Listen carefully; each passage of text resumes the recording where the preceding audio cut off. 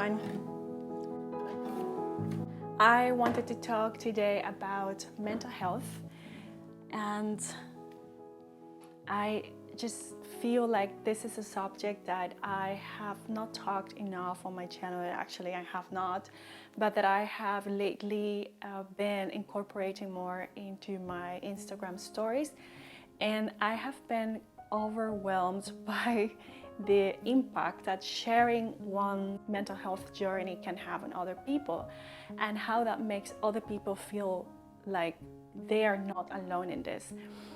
That has motivated me to come and make this video. I posted earlier today a story after I went for a run and took a dip in the river, in a cold river, and it felt amazing after. I posted a story and someone texted me after saying the following: "Hey Mindy, how are you?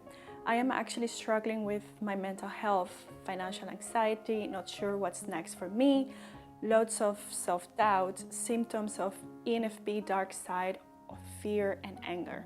And your post totally motivated me to go swimming and continue moving. Thanks for that."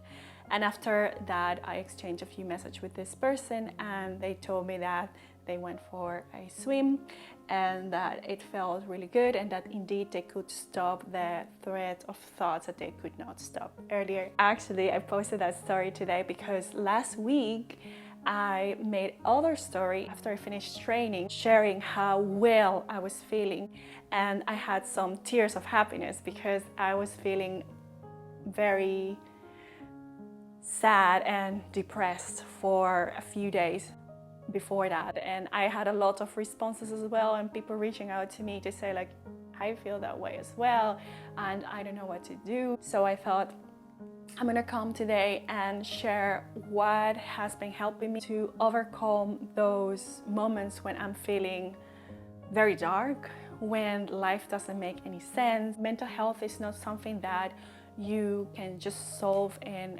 one go, but there are certain practices that can help you, like adjusting your lifestyle to deal with it in a better way.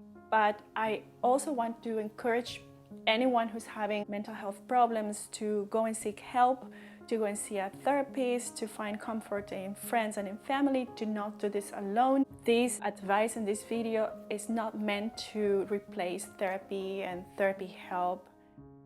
So let's get real here. My problem is that I often have a problem focusing, and I can fall sometimes into like a pattern of a few days or weeks when I just seem to be going from one thought to the other, not being able to manage where my attention goes towards, and I feel very insecure about myself and about my work, what I'm putting out in the world, and everything just seems like to become dark. The less good I feel, the less I feel that I want to go out for a run or for a workout, or the less I feel I want to see friends, and the less I do that, the worse I feel, and the worse I feel, the less I want to do the things that do me well. And you can see it's a circle. It started maybe 3 or 4 weeks ago, and it has been like going up and up and up until the point that I just stopped altogether training, and that I saw almost nobody on that week. So there was a day when even I didn't have the willingness to do it. I couldn't do it, but I just knew that I had to do, and I put on my training clothes and went for a run, and then I did a quick workout.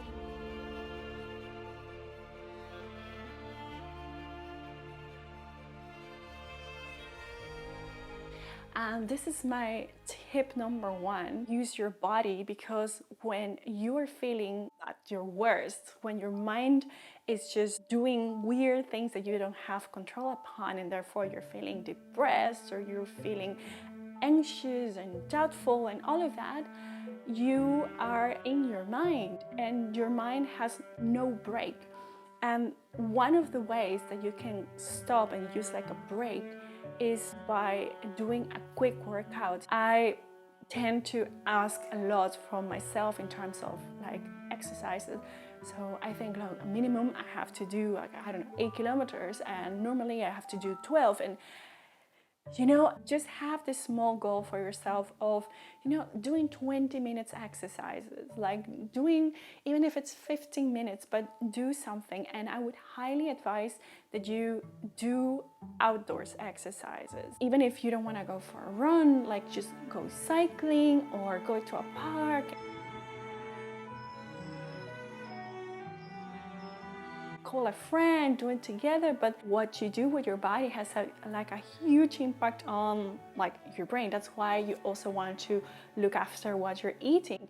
And one other thing that, for instance, happens to me after I had this low, and then I recovered after I started doing exercises. On the weekend, I went to a friend and I ate a lot of sugar. And I am also hypersensitive to sugar, gluten, lactose. I can tell you the list is very long. I feel directly in my brain that there is something that unsettles my thoughts and all of that. For you, this can be maybe not the case. Maybe you don't feel anything, but it is proven that the food that you give to your body will become into the neurotransmitters that your brain uses in order to create dopamine, serotonin, all of those elements that create happiness and peace and a calm mind. I would highly advise that if you don't have a good knowledge of how to eat, that you would invest a little bit of money into going to a dietitian and check your diet. But in any case, it's always good to remove from your diet anything that doesn't feel good, and processed food, highly processed food, is just really not good. My next point for you is that you go to nature.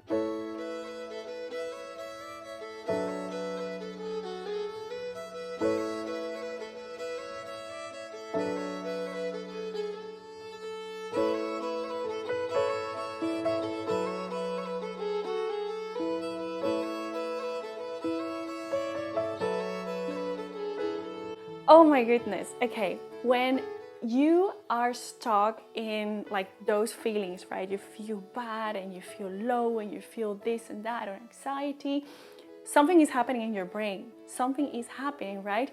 So when you go to nature, and that doesn't need to be you need to go to a wood or you need to get far away from home, but if you have a plant, go and observe the plant.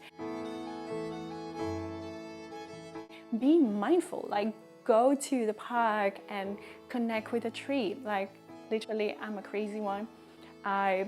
This morning after I went for a run and for a swim, I was walking next to trees and I hugged trees, and people can think that I'm crazy, but that's not important. What's important is that you feel great, that you feel good, and yes, that makes us feel connected.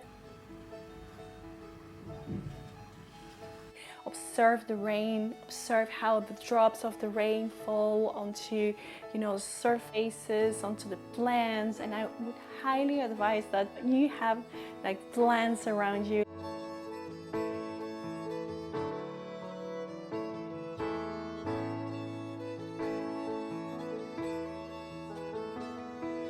Just by observing nature, by observing the trees and by observing the birds flying and the butterfly flying, that makes you feel more connected, because you're pushing yourself to go out of your mind and to come back into the present moment, to be more connected with your senses, right?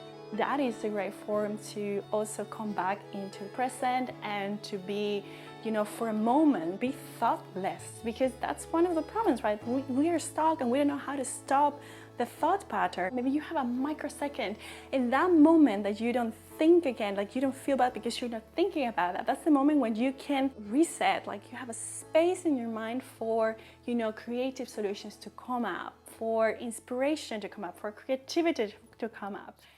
One more point, and this is very personal, but I still want to share it with you, is to listen to classical music. My goodness.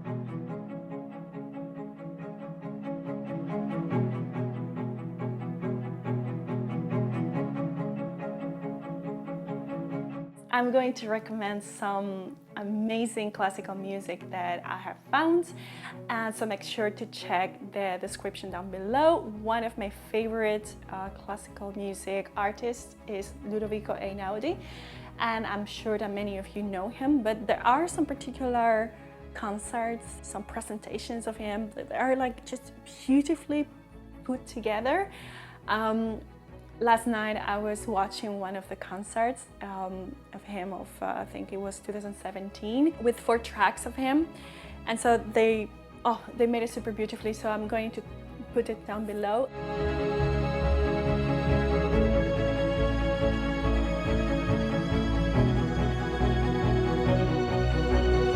Classical music has the power to also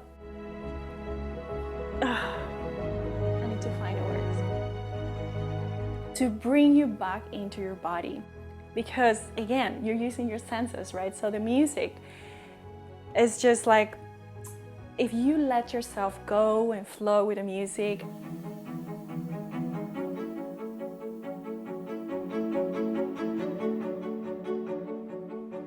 and you let it come through your ears, and you wait and see what that makes you feel. You can feel full in the present. Maybe you can start unlocking the future and start feeling like things and feeling hopeful, because somehow it's like it touches your soul, and your soul finally is being awakened. It's not being covered by thoughts and what I should be and what I'm not and what the world thinks I am, and all of those things that we are caught into when we are in those dark moments. Classical music and music in general, but I really highly advise classical music, has really the power of connecting you back to your soul. My next advice is that you practice any sort of art, and the one I most recommend is dancing.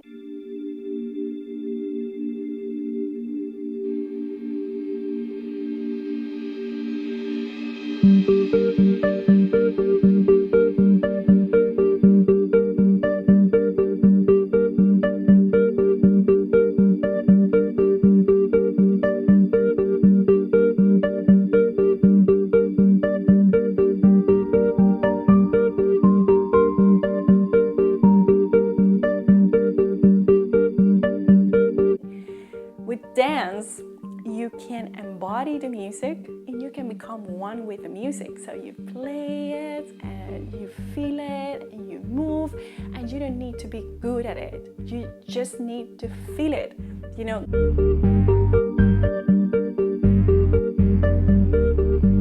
Great if you know how to dance and you know the specific steps, but what is important with music is that you're able to let yourself go and, you know, try to embody the sound. So when you do that, you can start moving accordingly to the sounds, according to the compass, to the instruments that are playing.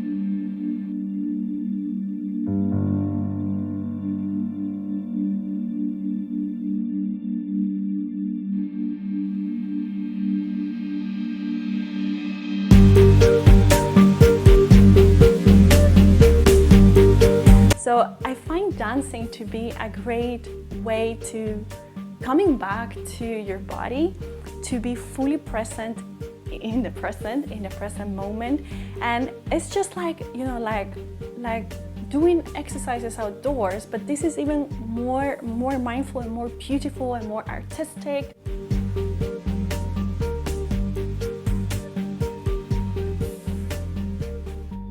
And another thing that I also have been doing also in this like art advice that I'm giving you is that I am learning to play the guitar, and it's not easy, but I like that it is a challenge, right? Because this is the thing, when you're learning something new, and specifically if you learn something with your hands, for instance, you are going to go out of your comfort zone and you go out of your thoughts because you need to be present.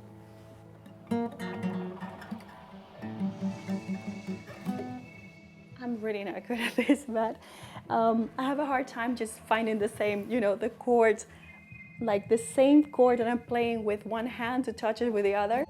But I like it sometimes. I put on the TV and I watch some of my favorite YouTube channels, which are all in nature.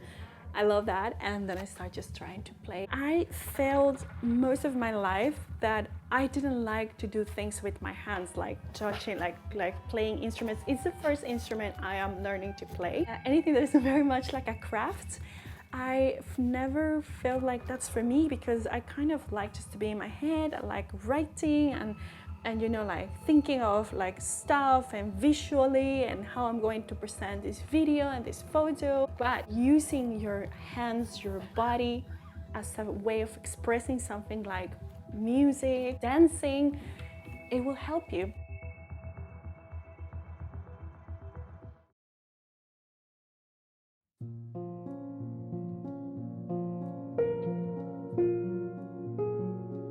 My next advice for you, practice mindfulness.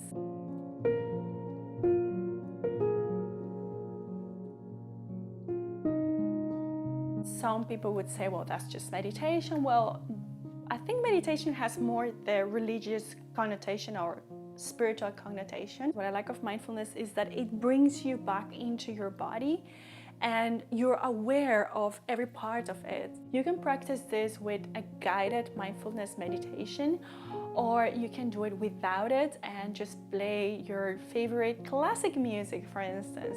Or you can also do it while you are dancing, close your eyes, and there you integrate your mindfulness practice as well. I'm committed to doing this before I go to bed. It's like just 10 minutes probably, and when I wake up I also do it maybe 5 minutes. But I noticed the difference as well. Your mind is able to focus more on one thing instead of going around and doing different things. And my very last advice for you, sharing also what works for me, is to read something when you are in bed. So put the phone aside, leave it in another room, do your mindfulness practice, right? And then grab a book while you are all curled up in bed. One book I'm reading right now is Eleanor Oliphant is Completely Fine. And I find that for me, fiction works well. It's a novel. If you are into self-help, that's great that you read, but sometimes we just need to be able to just have fun with what we read, right? Don't take it so seriously all the time. I really like it. I think, by the way, that the character in this book is an INTJ. I'm still not sure. I'm still doubting if she's an ISTJ or an INTJ. I will tell you later if you want me to make a video about books, so put it in the comment below if you want me to share more about books. Some idea that I have had in my head also was to start a book club with you, and another idea I have had is to have also a group where we can all motivate each other, where we can share daily what are the things that we're doing to improve our mental health, our health in general, to thrive and feel well in life. If you are interested in one of these two ideas of groups that I have just mentioned, put it in the comments below. If you want for these tips to work for you, you need to commit to them and you need to hold yourself accountable. Either if you do it yourself by putting sticky notes all around your house, or by putting reminders on your computer or telephone, or by doing this together with a friend, or just by having a buddy, a person that you are going to ask them to help you to be accountable. You need to help, otherwise you're not going to do it. Because at the moment that you feel again very low, it's very likely that you are not going to do your mindfulness practice, that you're not going to go for your outdoors workout, that you're not going to take a little time to go on a little walk to smell the fresh air and to look at trees, which make you feel well. Yeah, so I hope this helps you, and if you have suggestions of new videos you want me to make, subject related to this, so put it in the comments below because I want to hear you. Follow me on Instagram because over there I share almost daily tips to live healthy and to feel better in your life in general. You've got this. Till next time.